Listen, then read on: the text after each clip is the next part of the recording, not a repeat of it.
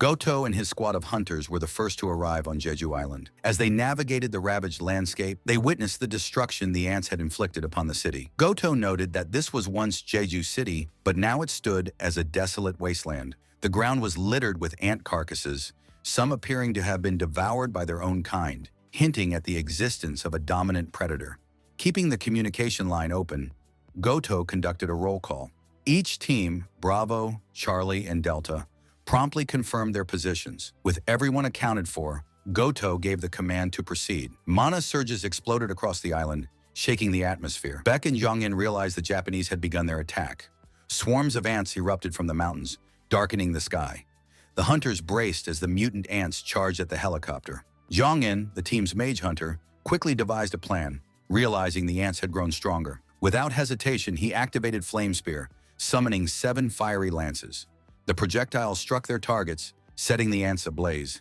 Their wings burned as they spiraled to the ground, consumed by fire. Yet Jong-in's expression remained resolute. He knew this was merely the start. As effective as his attack had been, it wasn't enough to ensure total eradication. The flames had disabled their flight, but many of the creatures still lived. Jong-in steadied himself, inhaling deeply as he prepared another incantation. He gathered his mana, channeling it into an even greater force, an infernal blaze that roared to life in his grasp. With a swift motion, he hurled the burning mass into the sky, where it detonated in a brilliant firestorm. Jong-in watched as the remaining ants collapsed, their charred remains scattered across the battlefield. Jong-in landed on Jeju Island's scorched terrain, swiftly unleashing a firestorm that reduced the emerging ants to ashes. As the flames faded, he recalled childhood memories of burning ants, now witnessing destruction on a massive scale. Satisfied, he signaled his team to descend, knowing the battlefield was his. Dongwook knew there was no second chance.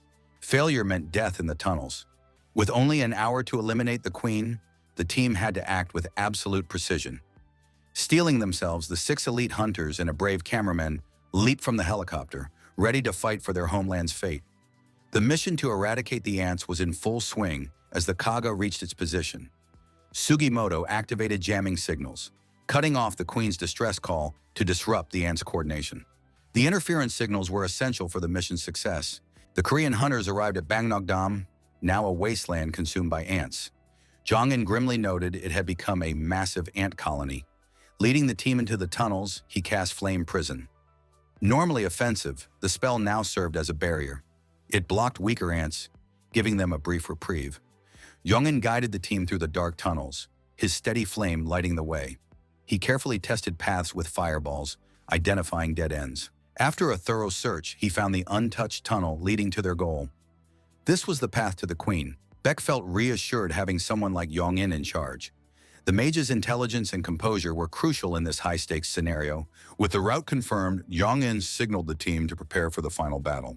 Jin-Woo came to a halt as a familiar chime echoed in his ears, the notification sound that marked the completion of his daily quest. Unlike the first time he had tackled this routine, he wasn't even slightly out of breath. What had once been a grueling challenge had now become second nature. As he surveyed his surroundings, Jin-Woo noticed something peculiar. The area, typically quiet but never deserted, was now eerily empty. Not a single soul was in sight. The odd silence set him on edge. But then it hit him. Everyone was likely glued to their screens, watching the live broadcast of the Jeju Island raid. The raid featured South Korean and Japanese S-rank hunters, some of the most powerful individuals in the world. Jin-Woo didn't doubt their capabilities. Even without his involvement, he believed they would be more than enough to ensure the mission's success. As long as everything went according to plan, there was no reason for concern. With that thought, Jin-Woo reassured himself and stood alone, quietly reflecting on the raid's progress.